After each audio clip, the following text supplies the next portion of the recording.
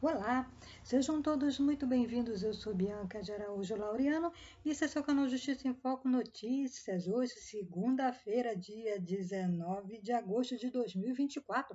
Está no ar o quadro Crimes que Ficaram na Memória. Você que já acompanha o nosso canal há bastante tempo sabe que dia de segunda-feira é dia de crimes que ficaram na memória. E hoje nós vamos contar o caso do jovem jogador de futebol Daniel Correia. E por ser um caso de grande repercussão que infelizmente entrou para a galeria do Crimes que Ficaram na Memória e ter muitos detalhes, é um caso bastante longo, nós vamos estar dividindo a história do Daniel Correia, tá bom, pessoal? Em um ou dois vídeos vamos decidir, tá bom, pessoal? Mas hoje vamos contar em uma parte do que aconteceu com o jovem Daniel Correia. Vamos lá então, pessoal, diretamente contar a história. O caso Daniel Correia refere-se à morte do futebolista Daniel Correia Freitas, que foi encontrado morto no dia 27 de outubro de 2018 em um matagal na colônia Mergulhão, zona rural de São José dos Pinhais, no Paraná. Ele havia sido parcialmente degolado e a sua genitália foi cortada. O cadáver foi encontrado por um morador da região que viu marcas de sangue no chão de uma estrada rural e seguiu o rastro até o corpo da vítima. O crime foi cometido, segundo a acusação aí, por Edson Brits, após sua esposa, Cristiana Brits, acusar Daniel de tentativa de abuso, pessoal. No final do dia 27, a assessoria de imprensa do jogador confirmou a morte dele em uma rede social. O IML, mesmo não divulgando a causa oficial da morte, descreveu que se tratava de uma vítima de arma branca, provavelmente uma faca. Segundo o laudo realizado pela perícia no corpo do jogador e divulgado dias depois, o jogador apresentava 13,4 decigramas de álcool por litro de sangue, mas não havia usado outras drogas. Devido à crueldade do crime, né, por isso que está aqui no Crimes que Ficaram na Memória, apesar de não ser um crime antigo, né, foi em 2018, ele é recente, mas como ele chocou, né, toda a opinião pública, então já entrou aí para a galeria, né, do Crimes que Ficaram na Memória. Vamos continuar a falar aqui, né, pessoal? Devido à crueldade do crime, o caso teve grande repercussão nacional, foi considerado pelo site G1 como um dos crimes 15 crimes que abalaram aí o Brasil, pessoal, em 2018. Foi ainda a matéria mais lida do editorial local do jornal Bem Paraná em 2018. O São Paulo Futebol Clube, agremiação a qual Daniel tinha vínculo de trabalho até o final de 2018, pagou os honorários do atleta à família da vítima até o final do contrato, além de ter ajudado com o traslado do corpo e o enterro. Daniel foi enterrado no cemitério Nossa Senhora da Conceição, em Conselheiro Lafayette, Minas Gerais, cidade na qual passou parte da infância. O velório foi realizado no ginásio poliesportivo do Clube Carijós, onde ele deu seus primeiros passos no futebol ainda na infância. No final de 2021, 2 dos 7 réus, apenas Edson Brits continuava preso. O restante aguardava o julgamento em liberdade. Pessoal, ainda está ainda, o caso está ocorrendo, né? Correndo ainda na justiça, né? De acordo com a polícia, Daniel viajou até Curitiba para comemorar o aniversário de 18 anos de Alana Brits, na casa noturna sertaneja Chid Bar. O evento aconteceu em 26 de outubro. Imagens gravadas pelas câmeras de segurança do local confirmam que a festa aconteceu e que Daniel era um dos presentes. A comanda da casa noturna também registra que Daniel esteve na boate. Segundo a administração do local, o jogador de futebol não se envolveu em nenhuma confusão no local. Após as comemorações na boate, ele teria seguido com outras pessoas para a residência do empresário Edson Luiz Brits Jr., pai da aniversariante, onde ocorreria uma extensão aí da festa. Já na residência da aniversariante, Daniel enviou mensagens via aplicativo de mensagem, né, pessoal, a um amigo que mostrava a ele que estava numa cama ao lado de Cristiana Brits, a mãe da aniversariante, que estava dormindo, e afirmando que tinha tido relações sexuais com ela. Em depoimento à polícia, este amigo afirmou que no grupo lá desse aplicativo de conversas era comum os rapazes tirarem uma foto no momento em que a mulher estava dormindo e enviar a amigos. No dia 27 de outubro, a mãe do jogador entrou em contato com a Alana Brits para saber sobre seu filho, já que estava desaparecido.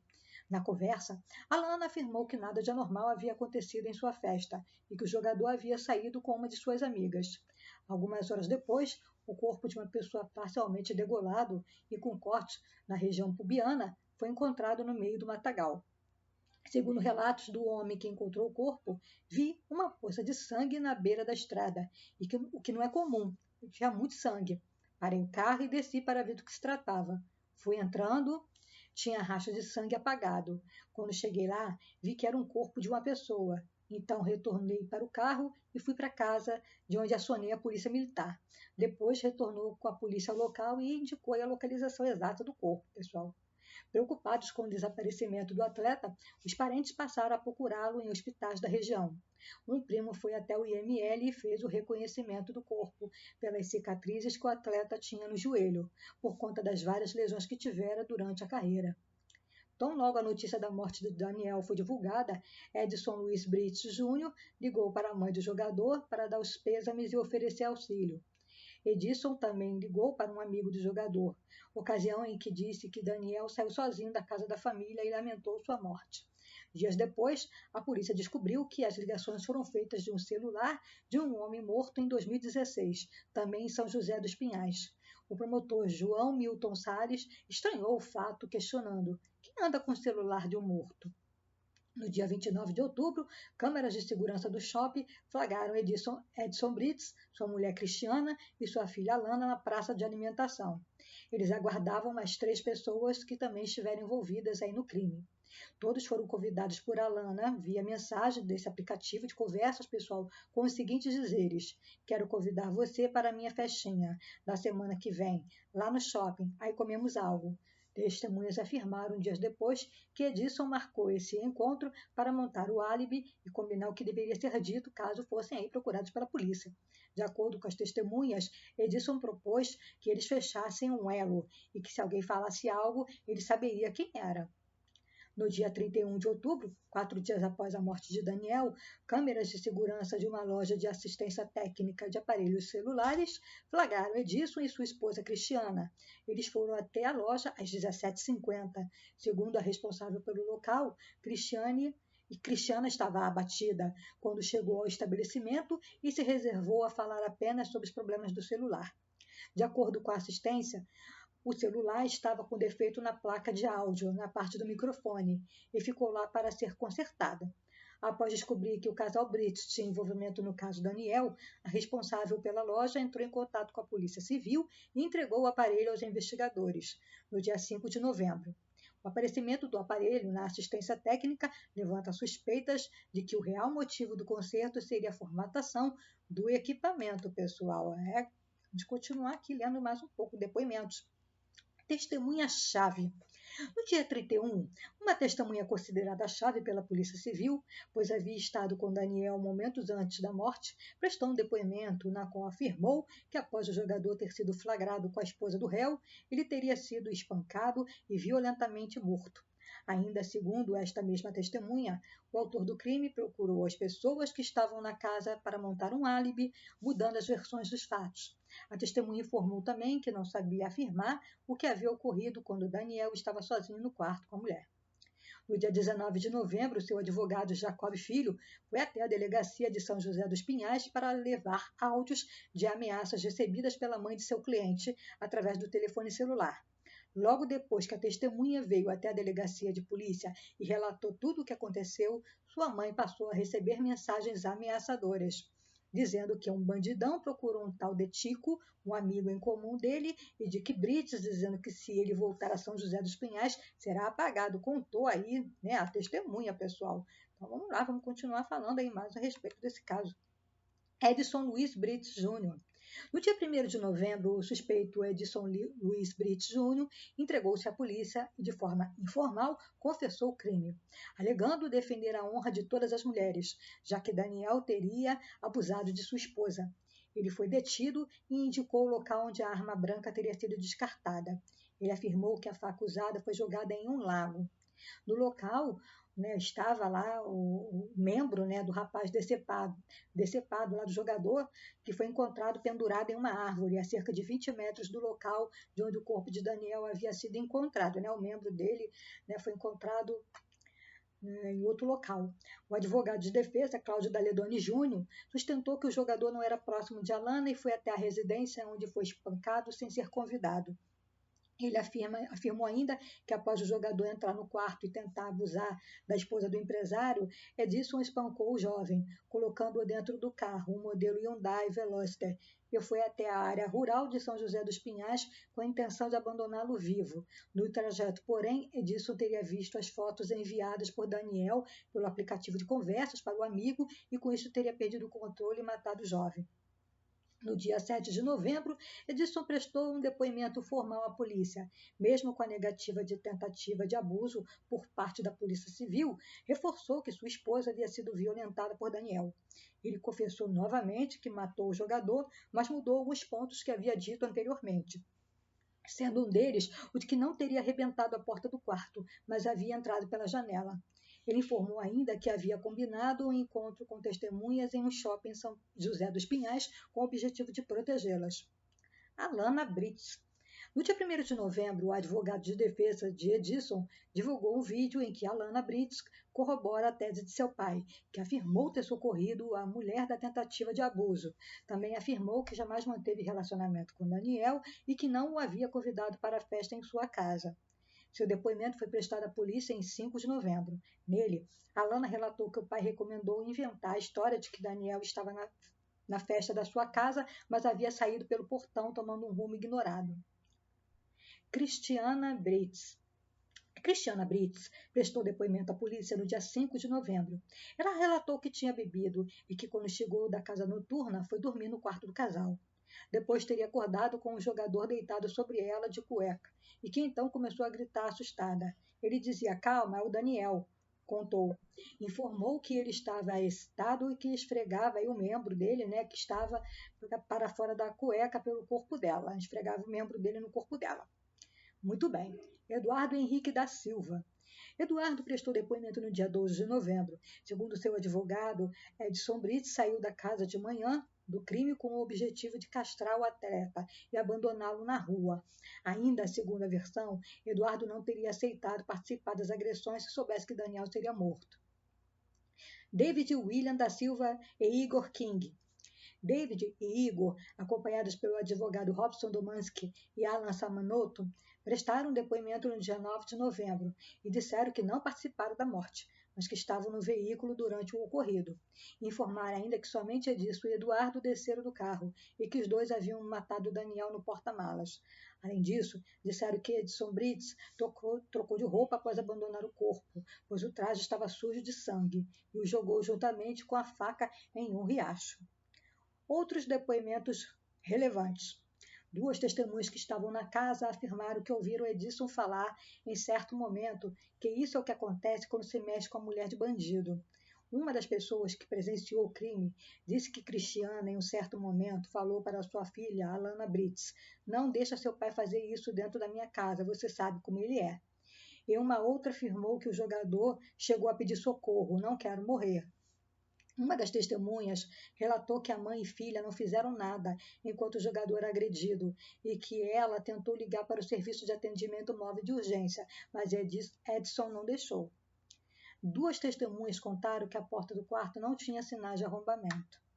Sobre estes depoimentos, o delegado Amadeu Trevisan informou que nenhuma das testemunhas disse ter ouvido qualquer grito de socorro por parte de Cristiana, conforme relata a família Brits. No dia 13 de novembro, mais uma testemunha prestou seu depoimento. Segundo ela, Edson Brits Jr. ordenou que ela e outros convidados limpassem as manchas de sangue que ficaram pela casa depois das agressões. Ela informou ainda que não ouviu em nenhum momento qualquer solicitação de socorro por parte de Cristiana Brits e que, em momento algum, esta relatou o abuso sexual por parte de Daniel. Por fim, informou que Edson Brits não deixou ninguém chamar a ambulância e ordenou que todos ficassem na casa. Pois é, pessoal, vamos continuar aqui falando mais um pouquinho, antes de encerrarmos o vídeo. Mas, antes de falarmos aqui um pouco da perícia, pessoal, e aí? O que você está achando desse conteúdo, desse caso, desse triste e lamentável caso do jovem jogador Daniel Corrêa? Deixe seu comentário, é muito importante para nós do canal Justiça em Foco Notícias. E você, meu amigo, minha amiga, que chegou pela primeira vez aqui ao nosso canal, assistindo pela primeira vez os nossos conteúdos, inscreva-se no canal Justiça em Foco Notícias, nem precisa esperar o vídeo acabar não, meu amigo, minha amiga. toca o dedinho lá no botão inscreva-se e ative o sininho das notificações para ficar por dentro dos nossos conteúdos. Eu quero te convidar a conhecer os nossos outros vídeos, os nossos outros conteúdos. Se você gostar, dedinho para cima, deixa o like porque é importante, assim o YouTube reconhece que os nossos conteúdos contêm relevância e os recomenda para quem não é inscrito no canal, para pessoas especiais assim como você. Mas se você não gostou, dedinho para baixo, que é para podermos melhorar, né, pessoal? Queremos saber a sua opinião. Deixa aí nos comentários do canal Justiça em Foco Notícias. Quer saber o que você pensa deste canal? Vamos então continuar falando sobre a perícia no caso do jogador Daniel, antes de encerrarmos aqui o vídeo, né, de hoje, pessoal. Vamos lá. No dia 2 de novembro, profissionais da instituição de criminalística estiveram na casa do empresário para realizar a perícia do local, coletando vestígios do crime e informações que pudessem ajudar nas investigações. Foram observadas manchas de sangue espalhadas pela parede e pelo piso da casa, e também no carro de Edson Brits. Segundo o laudo, há sinais de que houve tentativa de limpeza nos locais. Muito bem. Como não foram encontrados os pertences do jogador, a investigação trabalhou com a hipótese de que as roupas e o celular de Daniel tenham sido queimados, já que, conforme laudo da perícia técnica anexado ao inquérito, na varanda do imóvel, mais precisamente sob a janela do quarto, observou-se um recipiente metálico próprio para alimentar animais. O interior deste objeto apresentava sinais recentes de queima, como fuligem e enegrecimento das paredes internas. Cumpre mencionar que os remanescentes dessa queima não permitiram ao perito identificar elementos que ali foram incinerados, pessoal. Pois é, vamos terminar aqui falando um pouquinho só sobre o laudo do IML, né, pessoal, antes de encerrarmos o vídeo. No dia 6 de novembro, um laudo médico afirmou que Daniel apresentava 13,4 decigramas de álcool por litro de sangue, mas não havia usado nenhuma outra droga. O laudo oficial do Instituto Médico Legal foi divulgado no dia 22 de novembro. Segundo o documento, Daniel foi carregado por mais de uma pessoa até o local onde o corpo foi encontrado horas mais tarde pela polícia, e a causa da morte foi facada no pescoço. A perícia não conseguiu concluir, no entanto, se o jogador foi mutilado ainda vivo. A degola parcial foi o motivo da morte, mas não é possível precisar qual lesão aconteceu antes e se ele tinha sinais vitais quando foi mutilado. Lesões dorsais, torácicas na coxa de Daniel apontavam provavelmente duas pessoas carregaram o jogador neste trajeto, disse aí o documento do IML. Pois é, pessoal, vamos encerrar o conteúdo de hoje, né? Na próxima semana vamos dar sequência ao caso aí Daniel Corrêa, nesse trágico, né, fim aí do jovem jogador lá no Paraná, e aguardo vocês na próxima segunda-feira com a continuação do caso Daniel Corrêa em Crimes que Ficaram na Memória. E procure o canal Justiça nas redes sociais. Sim, pessoal, estamos nas redes sociais. Seja muito bem-vindo, fiquem à vontade, fiquem todos com Deus e até amanhã, se assim o Senhor permitir. Um forte abraço, galera. Muito obrigada.